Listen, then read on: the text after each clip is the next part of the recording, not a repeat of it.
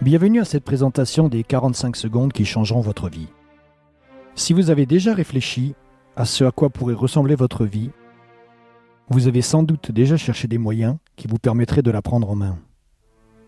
D'ores et déjà, je vous remercie d'avoir un premier regard sur cette proposition d'affaires. Voyons comment prendre votre vie en main avec le marketing de réseau. Avez-vous déjà songé à ce que cela représenterait pour vous de prendre votre vie en main ? Voilà ce que signifie pour moi le fait de prendre sa vie en main. Si vous éliminez le temps alloué au sommeil, à vos déplacements, à vos heures de travail et aux tâches quotidiennes que vous devez accomplir, il ne vous reste alors qu'1 ou 2 heures par jour pour pratiquer vos activités favorites. La question est de savoir si vous avez suffisamment d'argent pour vous y consacrer. Nous avons découvert le moyen de prendre sa vie en main en établissant une entreprise à domicile. Ce système est si simple que chacun peut le mettre en pratique. Aucune technique de vente n'est requise et ce système a de plus l'avantage de ne demander qu'un peu de votre temps. Ce qui nous amène à nous poser cette question. Qu'est-ce que le marketing de réseau ? Parmi les différentes méthodes de distribution de produits et de services, le marketing de réseau est la moins comprise. Le mot marketing désigne l'action de diriger un produit ou un service d'un fabricant ou un fournisseur vers un consommateur. L'association au mot réseau signifie qu'un système de rémunération est proposé aux personnes qui en assurent la distribution. Mais en quoi le marketing de réseau est-il différent des autres méthodes de distribution ? Il n'existe en fait que 3 méthodes fondamentales de distribution de produits. La première, la plus courante, est la vente au détail. Le consommateur se rend dans un magasin pour acheter des produits. La deuxième, également très connue, est la vente directe. Les produits sont présentés et vendus au consommateur à domicile, la plupart du temps sous forme de réunion. Et enfin, la troisième méthode, la moins connue, le marketing de réseau. La distribution des produits s'effectue par le biais d'un réseau de distributeurs qui les consomment, les partagent avec leurs amis, leurs voisins, leurs proches, mais ne vendent que très peu au détail. En pleine croissance depuis une petite 60aine d'années, le marketing de réseau est promis à un essor gigantesque au cours du XXIe siècle. Soyez-y attentifs. Prenons un instant pour éclaircir un point très important. En effet, le marketing de réseau n'a rien d'un système pyramidal. Une pyramide est une structure organisée du haut vers le bas. Seuls ceux qui y sont rentrés au tout début ont une chance de monter au sommet. Dans la structure du triangle inversé du marketing de réseau, tout le monde commence en bas et a l'occasion de créer un vaste réseau, plus vaste encore que celui du parrain. Il est important de préciser qu'une structure pyramidale n'assure pas la distribution de produits, mais suppose uniquement des flux financiers, ce qui est illégal. Ce que vous allez découvrir maintenant va vous permettre enfin de comprendre le concept du marketing de réseau. Au travers de la synthèse qui va suivre, je vais vous présenter les 4 premiers séminaires d'un livre que vous lirez ensuite si vous sentez qu'il est grand temps de prendre votre vie en main. Dans le premier séminaire, nous verrons que 2 × 2 = 4. Le séminaire numéro 2, le syndrome de l'échec chez le vendeur. Le séminaire numéro 3, 4 choses que vous devez faire. Et enfin, le séminaire numéro 4, creuser jusqu'à la roche mère. Abordons le premier séminaire qui s'intitule 2 × 2 = 4. Ce séminaire traite de l'importance du travail en équipe et du soutien aux distributeurs qui démarrent dans votre réseau. C'est au cours de cette illustration que nous commencerons à utiliser le terme parrainage. Et nous verrons qu'on n'a pas besoin de parrainer la terre entière pour réussir. Première hypothèse, nous dirons que vous parrainez 2 distributeurs et que vous les formez pour qu'ils arrivent à en démarrer chacun 2 autres, ce qui fait 4 personnes de plus dans votre réseau. Puis vous enseignez à ces 2 nouveaux distributeurs à faire en sorte que leurs 4 nouveaux distributeurs en parrainent chacun 2, ce qui donne 8 personnes dans votre réseau. En ajoutant encore un palier supplémentaire, vous vous retrouverez avec 16 personnes supplémentaires. Prenons maintenant l'exemple du parrainage de 3 distributeurs. Voyons ce qu'il se produit si chacun parraine un distributeur de plus. Vous parrainez 3 personnes et vous leur enseignez comment en parrainer 3. ce qui vous en fait 9. Puis vous montrez à vos 3 distributeurs comment aider les 9 distributeurs à en trouver 3, ce qui fait 27 personnes. Ajoutez un palier de plus et vous avez 81 personnes supplémentaires dans votre réseau. La différence entre 16 et 81 est de 65, ce qui fait une nette différence. Alors qu'en réalité, la différence n'est que de 1. Prenons maintenant l'exemple d'un démarrage de 4 distributeurs. Vous enseignez à vos 4 filleuls comment parrainer 4 nouvelles personnes, ce qui fait 16 personnes de plus dans votre réseau. Puis, vous enseignez à vos 4 distributeurs comment faire pour que les 16 personnes en parrainent 4, ce qui donne 64 nouvelles personnes dans votre réseau. Encore un palier et votre réseau comptera 256 distributeurs en plus. Regardez maintenant la différence entre 16 et 256. Cette différence est de 240 et pourtant, vous n'avez parrainé et enseigné à parrainer que 2 personnes de plus. Terminons notre présentation par le parrainage de 5 distributeurs. 5 x 5 égale 25, x 5 égale 125, x 5 égale 625. La différence est maintenant monumentale. Cependant, la véritable différence n'est que de 3, puisque chaque distributeur n'a parrainé que 3 personnes de plus. Additionnons maintenant les chiffres encerclés et nous arrivons à un total de 780 personnes. Notez que pour trouver 5 distributeurs qui s'investissent à fond, vous devrez peut-être en parrainer 5, 10, 15 ou 20.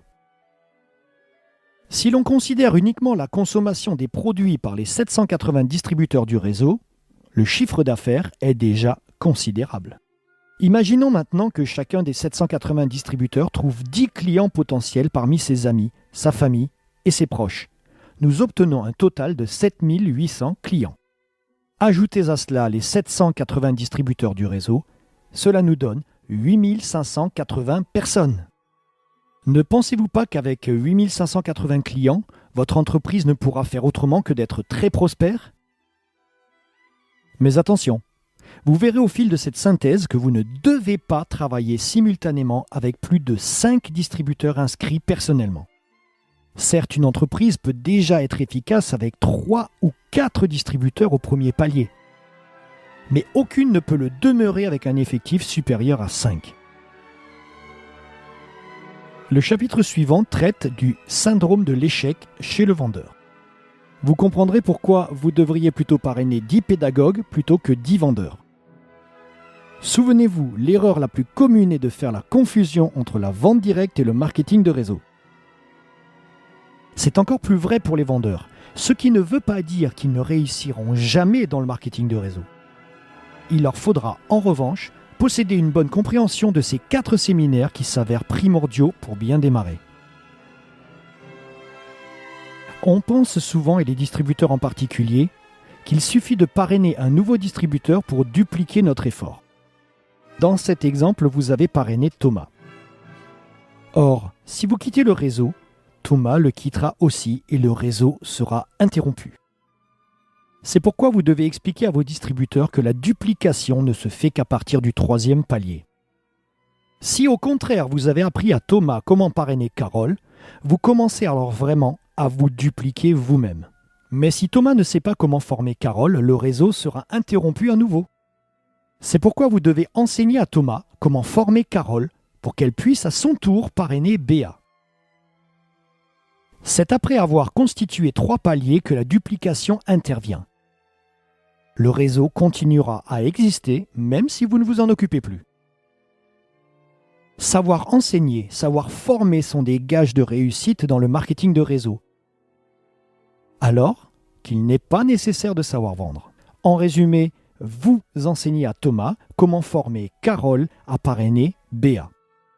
Ce message est important car il constitue la clé du succès dans une entreprise de marketing de réseau. Voici comment procède le vendeur typique.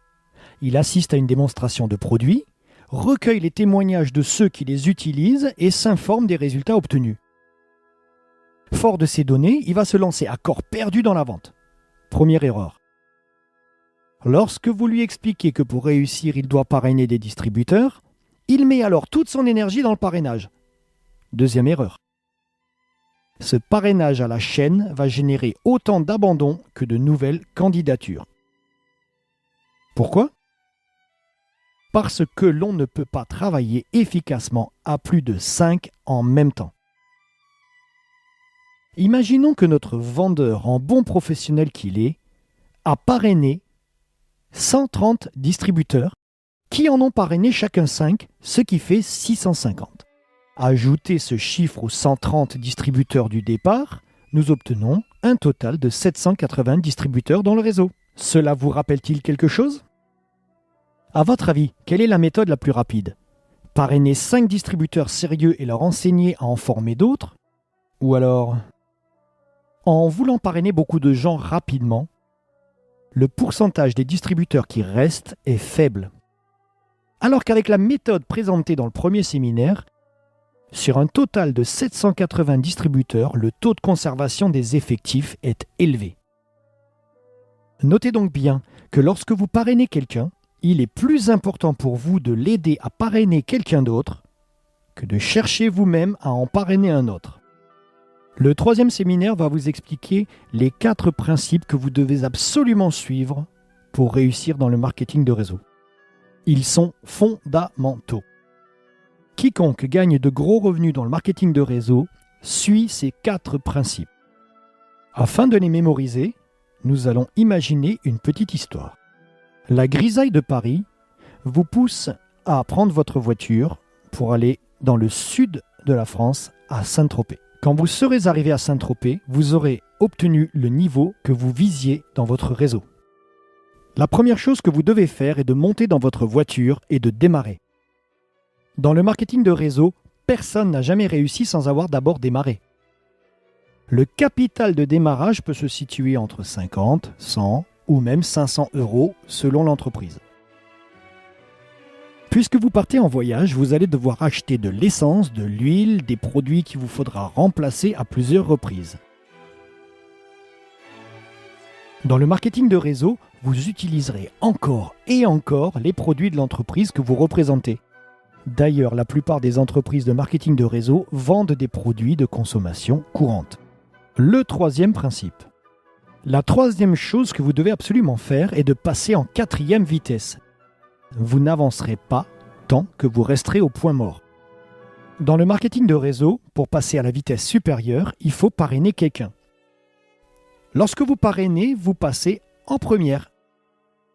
Votre nouveau distributeur parraine à son tour, vous passez en seconde. Ainsi de suite, jusqu'à passer la 4e vitesse. Au cours du voyage et à votre arrivée, vous partagerez les produits que vous distribuez. En général, c'est à ce moment qu'intervient la vente au détail. Si vous avez compris qu'il vaut mieux oublier l'étape numéro 4, la vente au détail, que zapper la numéro 3, passer en 4e vitesse, vous aurez acquis les réflexes du parfait distributeur de marketing de réseau.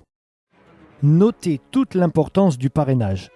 Vous devez, dès le début, faire entrer à jamais le chiffre 5 dans votre esprit et dans l'esprit de votre futur distributeur. Ne cherchez pas des gens qui veulent vendre. Cherchez des personnes qui veulent gagner 1000, 2000 ou 3000 € de plus par mois sans avoir à aller travailler tous les jours. Tout le monde aimerait avoir ce genre de revenus par mois. Expliquez simplement au futur distributeur qu'il devra y consacrer 5 à 10 heures par semaine s'il souhaite constituer son réseau. Rappelez-vous, la boîte de vitesse n'est pas automatique. Ne pensez surtout pas que vous êtes incapable d'enseigner à quelqu'un ce que vous apprenez au fil de ces pages. Mais d'ailleurs, vous n'aurez pas à le faire tout de suite. Votre parrain vous aidera le temps que vous en connaissiez suffisamment pour bien enseigner. Son rôle est de vous soutenir et de vous former. Si ce travail donnait lieu à un examen, et si vous deviez répéter vos leçons 5, 6 ou même 10 fois pour espérer gagner 12 000 € au bout d'un an, hésiteriez-vous à investir 5 ou 10 heures par semaine pour arriver à ce résultat ? Premièrement, vous montez et démarrez. Deuxième étape, vous utilisez les produits. Étape numéro 3, vous passez à la vitesse supérieure. Dernière étape, partagez avec vos amis. Le 4e séminaire va vous expliquer pourquoi il est important de travailler en profondeur. Il est fréquent que des distributeurs qui viennent d'entrer dans un réseau regardent courir ceux qui sont dans le peloton de tête et pensent qu'ils ne les rattraperont jamais. Détrompez-vous. Comme il n'y a pas de ligne d'arrivée dans une course de marketing de réseau, tout le monde peut gagner. Prenez l'exemple d'un gratte-ciel en chantier. On dirait qu'il faut une éternité avant de voir le bâtiment prendre forme. Mais une fois que les fondations sont en place, on a l'impression qu'il grimpe d'un étage par semaine, tellement la construction progresse vite. Imaginez-vous que ce gratte-ciel représente votre réseau tel qu'il sera un jour. Au début, vous allez creuser les fondations à la pelle. Ça prend du temps. Mais au fur et à mesure que vous allez aider vos distributeurs à parrainer, vous aurez besoin d'un bulldozer. Avant d'arriver au 3e palier, vu que vous atteignez la roche mère, la tâche devient vraiment difficile. Et il vous faut une pelle mécanique. Mais à l'instant où vous atteignez le 3e palier, vous pouvez enfin commencer à construire en hauteur. Quand vous serez parvenu au 4e palier, votre réseau commencera à avoir de l'ampleur. À partir de cet instant, votre édifice va s'élever rapidement. Donc, si après plusieurs mois rien ne se produit, ne vous découragez pas, c'est que les fondations sont encore en construction. Par pitié, ne faites pas comme le chercheur d'or qui creuse pendant des mois sans rien trouver et qui abandonne alors qu'il se trouve à quelques centimètres d'un filon important. En conclusion, le secret du succès dans le marketing de réseau consiste à enseigner la réussite aux autres. Un bon distributeur ne doit pas se préoccuper de son propre revenu, mais plutôt se concentrer sur la formation des distributeurs et sur le travail d'équipe. Mais cela prend du temps, car avant de pouvoir former les autres, vous devez vous-même avoir appris ce qu'il faut faire. Vous devez donc prendre l'engagement de retourner à l'école 5 à 10 heures par semaine pour vous familiariser avec l'entreprise. Ce que vous devez faire pour réussir dans le marketing de réseau se résume en 2 phrases. Faites-vous des amis si vous n'en avez pas encore. Faites connaissance avec les amis de vos amis. Les 10 séminaires des 45 secondes qui changeront votre vie de Don Failla sont reliés ensemble. Les chapitres qui suivent dans le livre répondront aux questions que vous vous posez peut-être en ce moment.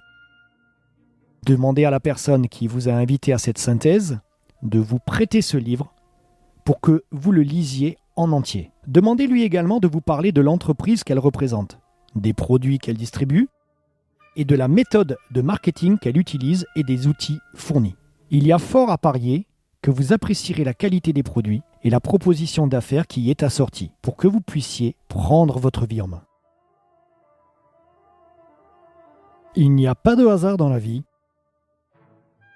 C'est ce que l'on pense, ce que l'on fait et ce que l'on dit qui provoque ce que l'on a.